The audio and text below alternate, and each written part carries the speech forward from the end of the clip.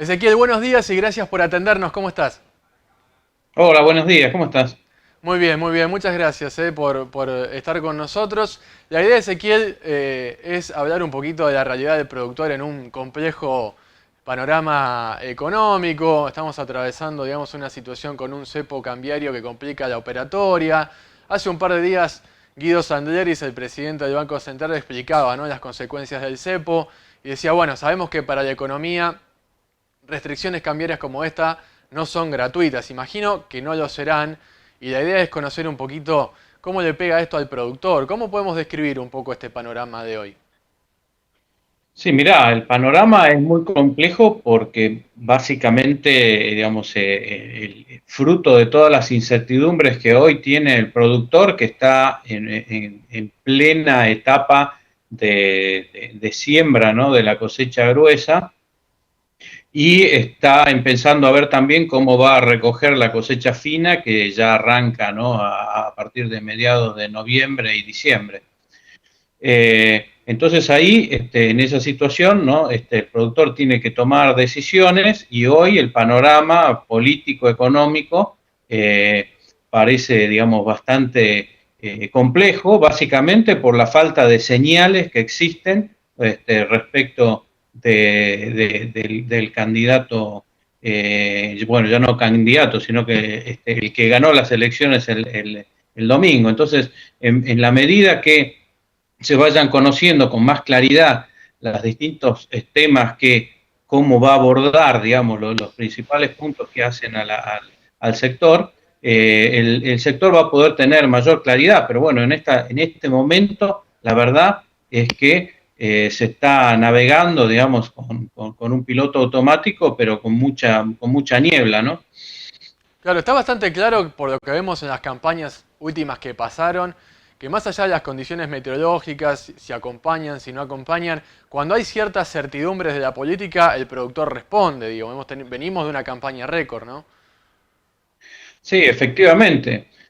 Si uno analiza, digamos, las distintas etapas de la expansión de la producción agrícola, lo que se observa es que hay una gran coincidencia de tasas de altas, digamos, de tasas de crecimiento de la producción, que, digamos, tasas altas son por encima de la tasa de largo plazo, Ujú. cuando coinciden condiciones macroeconómicas estables, que son básicamente un solo tipo de cambio, digamos, condiciones, digamos, tributarias acordes y el control de la comercialización sin control de la comercialización, o sea, un comercio libre. Ujú. En eso, como ocurrió, por ejemplo, en los últimos 5 años, 4 años, en donde no existían los ROEs, bueno, el tipo de cambio era conocido para los productores, y hacia adelante lo que se vio es una expansión. Esa misma expansión se vio también en la década del 90 hasta el año 2011, y también se vio en otros procesos de la historia económica. Con lo cual, lo que hace falta para el productor justamente son reglas claras, ¿no? Saber con qué, cómo va a ser el tipo de cambio, qué tipo de cambio va a establecer el Banco Central, ¿no? Y cómo va a funcionar, cuál va a ser la política fiscal que se va a llevar hacia adelante, y respecto de eso, ver cómo su situación, ¿no? Porque la situación del sector agrícola hoy por hoy no está, digamos, con precios internacionales como para aguantar, digamos, una cuestión, digamos, impositiva muy alta, ¿no? Claro. Ahora, Ezequiel, para movernos con las herramientas o con los datos que tenemos hoy en la realidad, ¿no? En un complejo de tanta incertidumbre. Hoy tenemos un cepo cambiario que, digamos, virtualmente dividió el mercado en dos, ¿no? Tenés un tipo de cambio oficial y después tenés dólares en otras cotizaciones, el blue, bueno, contado con liquidación y otros instrumentos financieros. Digo, ¿qué mira el productor hoy? ¿Cómo le pega al productor esta situación? Cuando uno tiene que comprar Bueno, insumos, por ejemplo, para la campaña, ¿cuál de los dos le pega? mirá, el tema es que esto es por ahora temporario y todavía no se está terminando de ver, expresando dentro del mercado, Ujú. ¿no?, esta situación. Lo que tenés que tener en cuenta es que una devaluación en el sector agrícola, si bien aumenta los precios, también aumenta sus costos, porque Claro. entre un 70 y un 80% de los costos están totalmente dolarizados en el sector. Entonces, también aumentan los costos. Lo mismo ocurre, digamos, que no es lo mismo que ocurre, que, por ejemplo, en la ganadería, Ujú. ¿no? En donde los precios del ganado, digamos, van por cómo va la situación en el mercado interno, y los costos, en algunos casos, por ejemplo, la alimentación, van por el valor del dólar. Entonces ahí se desajusta. Lo mismo pasa con la lechería. Y esa situación en donde después de 10 meses pareciera que la ecuación en la lechería vuelve a dar negativa, ¿no? Entonces, todos estos procesos de cambio de precios relativos hay que ver, depende del sector, depende de la actividad, cómo están pegando, pero el tema acá es que lo que se ve a lo largo del tiempo, que cada vez que ha habido cepo, que cepo es básicamente que te prohíben comprar una cantidad determinada al precio máximo, ¿no? Ujú. Que le pone, al precio mínimo que le pone el Banco Central a ese dólar, y por otra parte tenés el dólar oficial, o sea que vos tenés dos dólares, Claro. ¿no? Dos valores. Entonces, el problema es que la economía no funciona, digamos, de esa misma forma, porque tiene vasos comunicantes entre los costos, entre los precios. Entonces, finalmente, con el paso del tiempo, lo que ocurre, por ejemplo, en la compra de insumos, ¿no? Uno podría decir, bueno, los insumos van a ir por el dólar oficial también, igual que el precio al productor, podrían ir. Entonces, pero, ¿qué es lo que pasa cuando hay stock, cuando hay faltante de stock?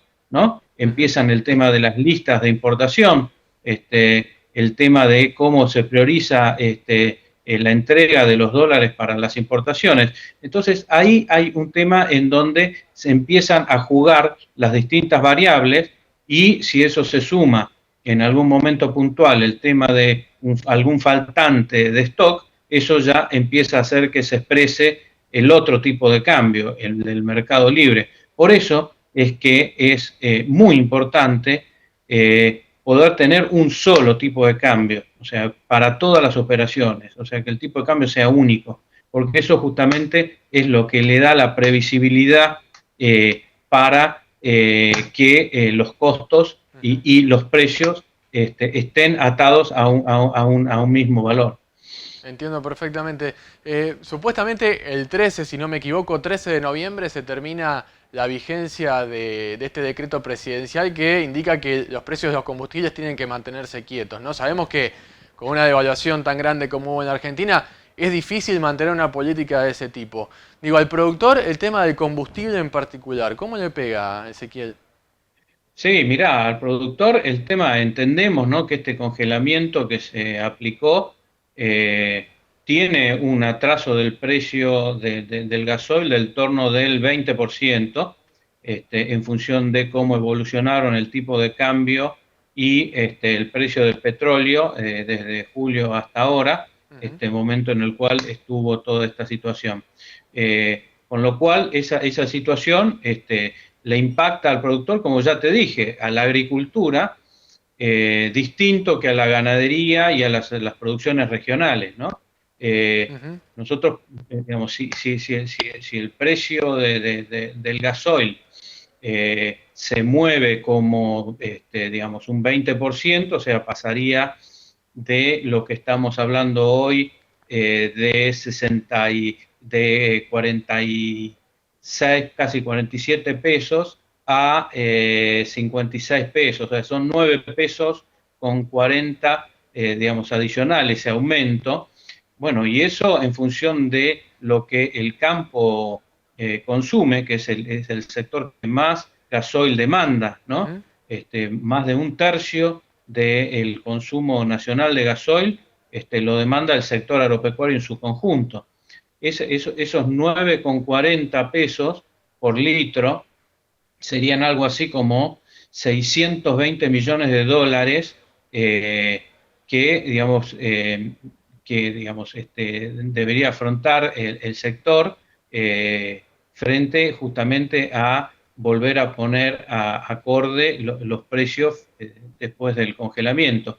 Y Ujú. eso impacta, digamos, en la agricultura, es más o menos, demanda la mitad de ese valor, pero la otra mitad la demanda en la ganadería y las producciones regionales, cuyos ingresos justamente no se han evolucionado, digamos, tanto como como ha crecido en la agricultura, que tiene más vinculación el tipo de cambio, ¿no? Claro. En el precio. Entonces, del ingreso. Entonces, bueno, ahí hay este tema que yo te comentaba, ¿no? De cómo una misma medida impacta en forma distinta respecto, digamos, de cada uno de los sectores. Está muy claro. Por último, Ezequiel, lo que te quería preguntar es, sabemos que también, digamos, en este contexto tan complicado, las tasas están por las nubes, está por el cielo, realmente muy difícil acceder al financiamiento en la Argentina. ¿A qué herramientas acude hoy? ¿A qué echa mano hoy el productor para poder financiarse? Sí, mirá, ahí hay otro tema, ¿no? Que justamente está vinculado con el tipo de cambio y vinculado, ¿no? con la necesidad de buscar temas alternativos, ¿no? Ujú. Al financiamiento, porque la tasa de interés que hoy tenemos es muy alta respecto, digamos, de lo que en condiciones de mercado, digamos, el productor necesita o puede pagar, ¿no? Entonces, justamente ha ido buscando algún tipo, digamos, de financiamiento tipo plan canje o, digamos, que se va por ese lado. Pero bueno, ahí tenemos todo el tema de la gran diferencia que hoy tenemos entre el tipo de cambio comprador y vendedor, ¿no? Que eso es un verdadero costo adicional que Ujú. tiene el productor. ¿Por qué? Porque, bueno, los precios de los granos se cotizan al comprador y los precios de los insumos al vendedor. Entonces, digamos, esa obligatoriedad que hay de tener que liquidar para poder cancelar, te genera un costo adicional en ese esquema. Entonces, bueno, es un tema que habría que ver cómo se soluciona, pero bueno, el productor se está manejando, digamos, de esa forma, está tratando de buscar Ujú. esquemas productivos que no requieran tanto financiamiento como lo que se está viendo, por ejemplo, en el norte, en el NOA, que ha bajado bastante la expectativa de siembra de maíz y están pensando más en soja, que tienen requerimientos financieros mucho más bajos, ¿no? Entonces, bueno, el productor se está defendiendo de esa forma. Claro, es notable cómo un pequeño cambio, lo que parece un pequeño cambio, termina desatando, digamos, una tormenta en algún sector en particular, ¿no?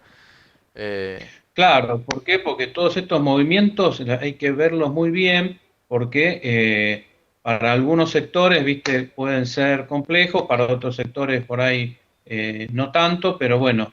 en la ecuación general lo importante justamente es la claridad.